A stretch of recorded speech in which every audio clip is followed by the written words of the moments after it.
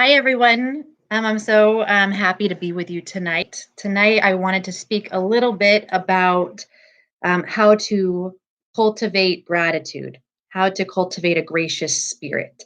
And so, the way I wanted to start is with one of my favorite quotes by Shimon Peres, who said that the greatest contribution, the greatest gift that the Jews have given the world is dissatisfaction. So, listen to that quote again, that the greatest contribution, the greatest gift that the Jews have given the world is dissatisfaction. Now, when I think and I hear that word dissatisfaction, I feel like it's a double edged sword. Okay. Because when you hear that word, you think, hey, all the Jews do, we complain and we fetch and we wonder, how can we achieve more? But what he was really speaking about is that when someone feels dissatisfied, the right step forward is to be creative and be inspiring and to feel inspired with an eagerness to want to do better. But here's the problem: when you hear that word dissatisfaction and you think to yourself, all I want is more, like I said, it's a double edged sword. Are you able to feel dissatisfied, eager to achieve and do better without looking over at your neighbor's yard wondering, why do they have more than I do? Are you able to look at the entirety of your life and with curiosity and wonder, how do I strive for more, with still being able to say, I'm so lucky and I'm so blessed and I'm so grateful? So I think it's one of the greatest challenges in our lifetime. How does one cultivate a spirit of gratitude? And I think that our tradition coaxes us in a beautiful way to see a brighter, bigger picture, even in these moments, in these very moments in which it feels gloomy. Or perhaps overall, we're not necessarily on track with where we want to be in our lives. And we keep asking ourselves the question, when will things get better? Even if that's the case, what we've learned is that in cultivating a gracious spirit, one's able to see the entirety of one's blessings and not just focus on the gloom that sits before us. And so I want to explore that today, tonight with all of you. And I just want to thank you for tuning in, because I know that it's probably been a long day for you. It's been a really long day for me. Um, and this can be exhausting. And so I truly feel, if we work on this cultivation of gratitude together, maybe in the next 15, 20 minutes, we might be in a place where we're not just stuck in this moment, but rather we're able to really recall and reflect on the entirety of our lives, and get a sense of how lucky we are. So I wanted to read to you a beautiful piece out of Alan Marinas' book. He's the founder of the Musser Institute. And this is what he says: when you open yourself to experience the trait of gratitude, you discover with clarity and accuracy how much good there is in your life. Whatever you are lacking will still be missing. And we can all name things that we're lacking. Here I'm improvising. We can all name things that we're lacking. Like I said, we're not necessarily exactly in our lives where we want to be. I'm sure we can all name those things. But what he says is, in reaching for gratitude, no one is saying you ought to put on rose-colored glasses to obscure those shortcomings. The obstacles to appreciating the good can also be very real, especially when life is riven by suffering. But it's worth the effort to practice gratitude, especially since the one who benefits the most is the one who is suffering. Listen to that again. The one who is suffering may benefit the most in practicing gratitude, because recognizing the good affirms life. And more, because you see the good in the world, it sets your heart free to soar, to shout, and to sing a song of life. And what that means to me is that, and for anyone who's fans of This Is Us, I really took this to heart this past Tuesday night, and I won't give out any spoilers if you haven't watched the finale. But what it means to me is that, and it was expressed in the show, that the joys of life and the heartache of life can exist side by side, that everything can be mixed all together, but the real effort of life is being able to name the joy, Can we thank God for the joys in our life, even when things feel hard? Can we name our blessings? And if we're able to do that, then in a sense, we've achieved gratitude. Some of you know that I'm studying right now currently to get my master's in marriage and family therapy. And what I find is that almost every psychologist uses the core of Jewish values to explain the idea of gratitude. And I was just reading through a book, The Psychology of Gratitude by Robert Emmons. And this is what he explains, that cultivating gratitude is an underestimated value, and when done, can lead to a very good life. And this is very important. It's less about figuring out to whom we are grateful, because not everyone wants to say, I'm grateful to God. And not everyone wants to say, I'm grateful to this person, or this person is the reason why my life is so good. But rather, he says, it's more about being able to look at your life as a whole. It's not being episodic in your way you look at your gratitude, meaning, okay, today I had a great meal, so I'm grateful. Or today I didn't get any fights with my loved one, so I'm grateful. Gratitude should not be episodic. Rather, when you establish a grateful spirit, it's understanding how gratitude can be a core trait. It's really understanding and recalling the gifts we have been given, at the same time, understanding the limits of our powers. In essence, the beauty of life is recalling how thankful we are, and also realizing the humility in which we should live our lives. So I read another article, Psychology Today, that says that the way to cultivate gratitude, because I can talk about gratitude all day long as a theory, but the topic is cultivating gratitude. So in which ways can we do this on a daily basis? And I want to summarize the practices of many different psychology articles in two ways. I think we can cultivate a gracious spirit through the practice of giving and through the practice of words. So, once again, the practice of giving and the practice of words. What do I mean by the practice of giving? I think the practice of giving includes the giving of one's time, the giving of one's money or resources, or being a service to others. And when I say the practice of words, I think the practice of words may include thoughts, conversation, or prayer. So again, the cultivation of a gracious spirit, I think, lies in the practice of giving and in the practice of words. So let's talk a little bit about how Judaism is a foundation for both of these practices, the practices of giving and the practice of using our words. And I want to start with Caro's Shulchan Aruch, with the Code of Jewish Law, and really speak about who's supposed to give. I'm wondering if you want to answer. If anyone wants to answer some of these questions, I love a little bit of interaction. But when you think about who's supposed to give charity or a sadaka, who's on the list? Like, who counts? Anyone have a thought about it? Curious? I see people watching, which I truly appreciate. And it's slightly a trick question, but who's supposed to give? So you can think about your answer, but here's Caro's answer. Jeff Kitchaven, thank you. Everybody's supposed to give. Kol adam chayav liten tzedakah, afilu oni hamitparnes min hatzedakah chayav liten mima she'inu lo. Every person is obligated to give charity, even someone who has no money, even a homeless person on the street who's reliant on charity is obligated to give from what is given to him. So, what a hard answer to hear. And at the same time, what an incredibly liberating answer to hear, that even someone who is reliant on charity has to give. And so you have to ask the question, why does that person have to give? Why are they obligated to give out of the very little that they have?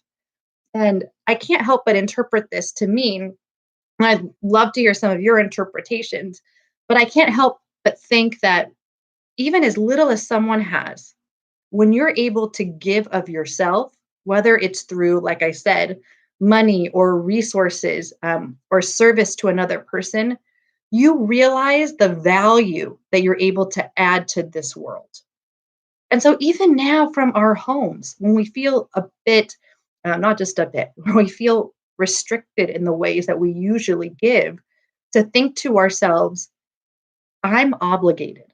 I'm obligated to be of service to someone else right now. And when I do that, I not only help someone else, but I cultivate my spirit.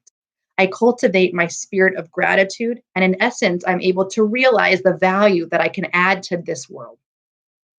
Um, okay, I want to give you an ethical dilemma that Rabbi Joseph Telushkin writes about. It's one of my favorite ethical dilemmas. And if we were sitting around a table, I'd ask you to give a show of hands to indicate your answer.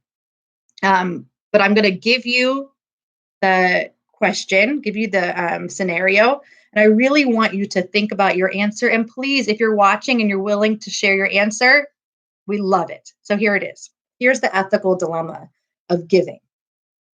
So suppose two people have the exact same earnings and they have the exact same expenses, okay? And they're approached by a poor person in desperate need of food and money for his family.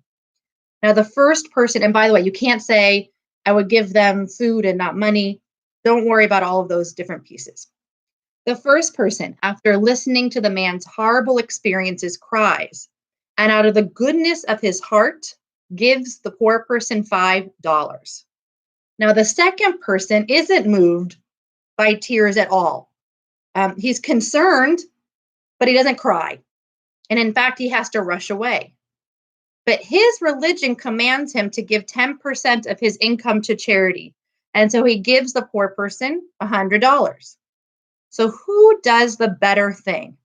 The person who gave $5 from the generosity of his heart because his heart moved him, or the one who gave $100 because his religion commanded it? So help me out. What do you think? Who did the better method of giving? Was it the person who gave out of generosity of their heart, generosity of spirit, or the person who gave because they're commanded to do so? What do you think? I'm vulnerable because I'm teaching people that I can't see. I would love for you to be vulnerable and tell me what your thoughts are. What do you think? Who did the better thing? The person who gave because their heart urged them to do so, or the person who gave because they felt commanded to do so? What do you think? Anyone willing to jump in and give your idea or your thought? This is where I'm supposed to wait like 5 seconds for some silence to see if anyone's willing to jump in.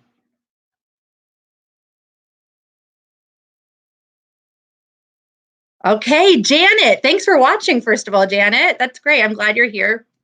Okay, we have one answer. Janet says commanded. Okay, Jeff Kitcheven says, as far as the poor person is concerned, it would be the person who gave more. Okay.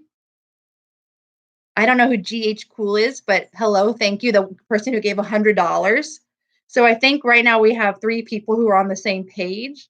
That's all on YouTube. Anyone on Facebook want to give an answer? Okay, I'll tell you. So Rabbi Telushkin basically gives the answer that the person who does the better thing is the one who feels commanded. And here's the reason why. Because often we're having a bad day and we walk by one homeless person and we walk by another homeless person and we walk by another person in need, and our children need us and our family needs us, and we're feeling like we're pulled in a million different directions.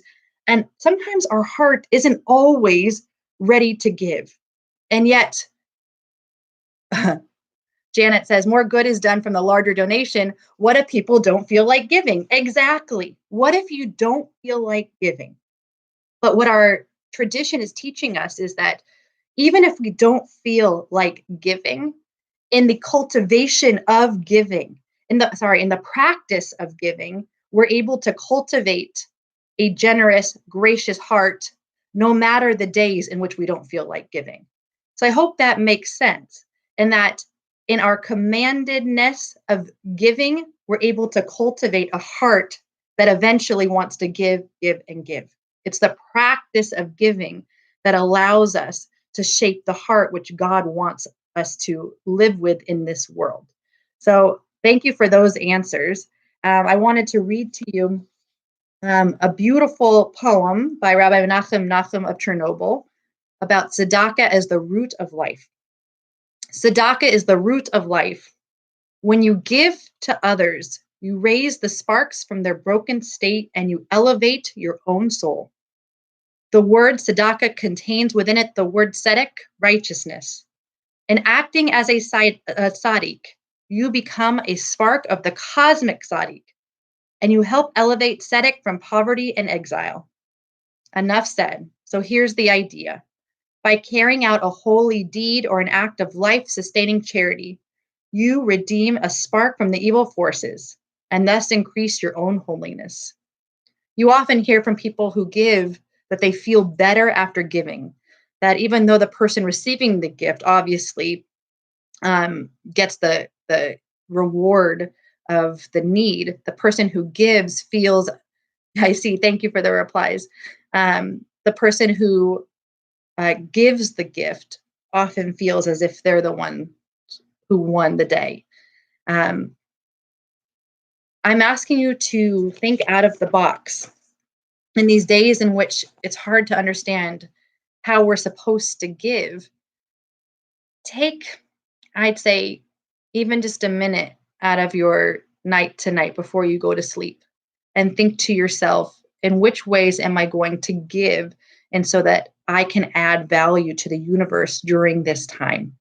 There are so many places and people in need, those who are losing their jobs because of the current state. Businesses have closed. There are families and children in need.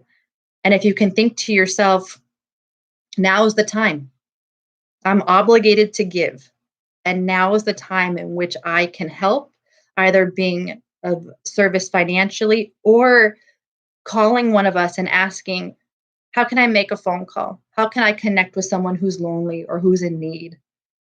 It's giving even when we feel like we don't want to give. It's the practice of giving that cultivates our gracious spirit. So that's the practice of giving. And now I want to move on to the practice of words. So Heschel said, prayer is our humble answer to the inconceivable surprise of living. So listen to that. Prayer is our humble answer to the inconceivable surprise of living, which means that if we are able to wake up in the morning and say, thank God, I have the chance and the opportunity to live my life anew. God, thank you. It's using our words to recognize how lucky we are to see a brand new day. And when we do that every single morning with the words of Modeh Ani, Modeh Ani, Modeh Ani lefanecha melechai v'kayam. So dear God, I stand before you and I thank you for returning my soul to me. What we say is every night when we go to sleep, it's as if a piece of us has died, and when we wake up, it's God restoring us to life yet again. And so if you think about that we are so incredibly blessed to open up our eyes and see the sunshine radiating throughout the day, then we have to use our words in that practice in order to cultivate gratitude for this life we have been given. To not use our words to show our gratitude, it's just wasting the gift away. And so, like I asked you, take a minute tonight to figure out a way to give. Tomorrow morning, when you wake up and open your eyes, say, Modeh Ani. Thank you, God, for the gift of this day. I want to also offer a few different ways that you can do this, because maybe prayer is just not your thing. Prayer is my thing, because I think it gives us routine. Often it helps us with the words we're unable to express for ourselves. But maybe prayer is not for you. And so I'm going to give you a few different examples. I'd say A lot of psychologists, a lot of rabbis recommend starting some kind of gratitude journal, or maybe you will start some kind of prayer journal. So I'm going to encourage you every single day, take one pad of paper and just write down words. Write down every morning something that you're grateful for, just one or two things. And then I'm going to ask you to do something else. I want you to write down someone's name that deserves a thank you. And then I want you to call or email or text them out of the blue and offer that person a heartfelt message. Could you imagine getting a message from someone out of the blue? Someone just saying, "Hey, I want to thank you for this. I don't know if I've thanked you in a while for doing X, Y, or Z, but I just want to make sure that you know how grateful I am for you." And then this is a little bit harder, but it's asking ourselves the following question. If we're saying during Moda Ani, we're thanking God for returning our soul to us, then it's asking ourselves the question, how can I be God's partner today?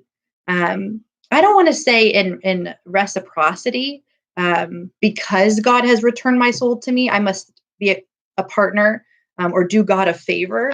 Um, it's not that we have to think about whether or not the world owes us something. Rather, I hope this is shifting or changing our words to reframe our thoughts. It's changing our relationship with God to a partnership, saying to God, "You want me here. And if you want me here, then it must mean that I have some kind of purpose in this world. And so I'm going to figure out today what kinds of gifts I can offer. Um, and in doing that, I'll realize how grateful I am."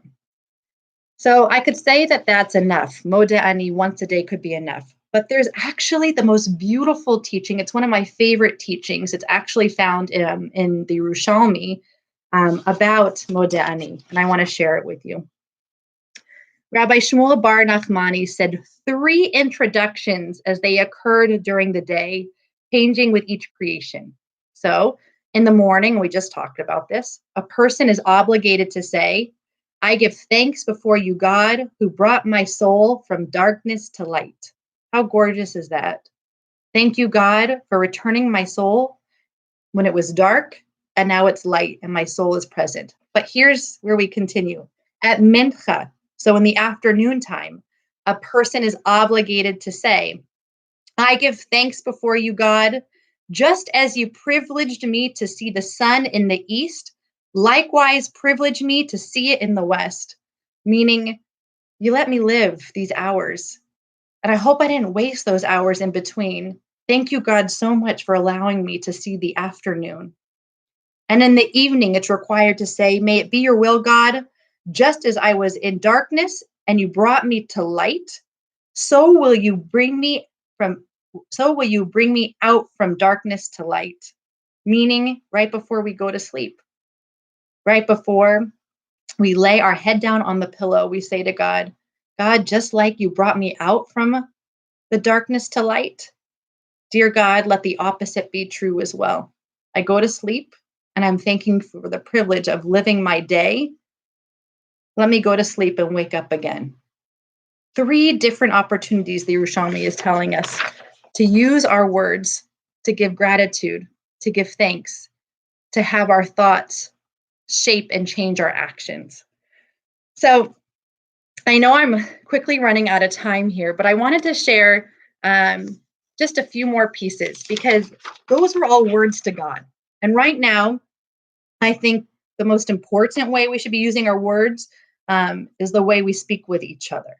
And that's really difficult right now. Speaking with each other, meaning speaking with the people who are right within our vicinity. I don't know if you saw our Facebook Live Passover sing along with my children and with my husband, but we were right about to kill each other.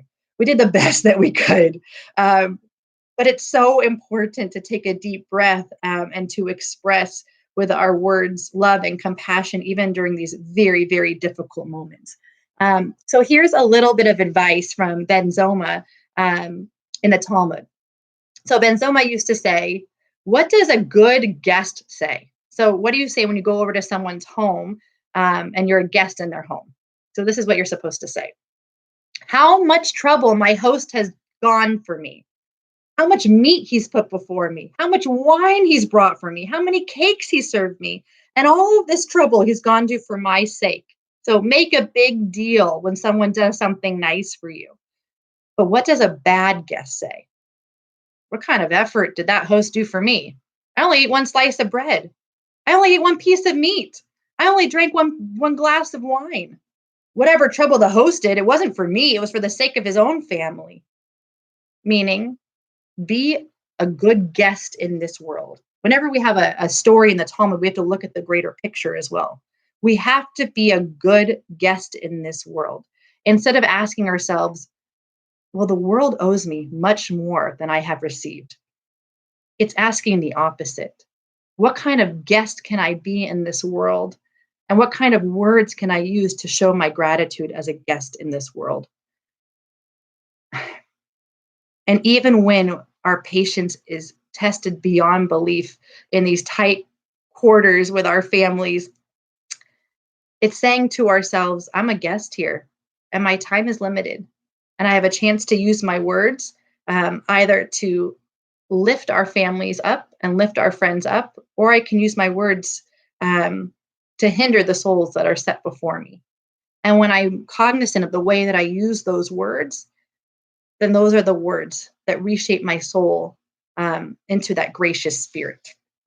And so, what I also want us to remember is that there's certain things in this world that have no limits, that have no measure. Um, the one that I think is most important is that acts of kindness have no measure in this world. There's no limit in the amount of good that we can produce, the amount of good that changes the characters of our souls. Hakarat Hatov is the definition for gratitude. It's the recognition of good. Right now, people are saying that we have so much time on our hands. I don't necessarily feel that exactly with 3 kids at home during the day and balancing life in an entirely new fashion, but we have a choice. As I started tonight's class, we can kvetch, we can complain, or we can remember the words that we say before the Amidah. Adonai Svatai Tiftach. Dear God, open up my lips so that I may proclaim your glory. And I take this prayer and I share it with all of you to mean to lead a positive life, to feel as if we are leading a positive life. We can use our words, we can use our thoughts, and we can use our actions of giving to cultivate a character change. We can use gratitude to our benefit and add joy in our lives and use that joy and reflect that joy back into this world. We have to see the entirety of our blessings, that has enriched our lives.